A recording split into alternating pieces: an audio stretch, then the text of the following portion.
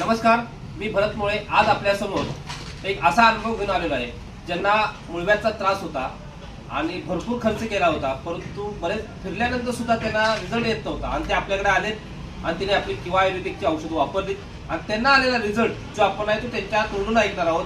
So तुमचं नाव? माझं नाव संदीप चौगुले, गाव भैरेश्वर. भैरेश्वर, तालुका करवीर, जिल्हा कोल्हापूर. काय त्रास होता आपल्याला? मला अक्षरशः मूळव्याधाचा त्रास होता. एवढा त्रास होता की अक्षरशः माझं जेवण असं मला नकोच होतं.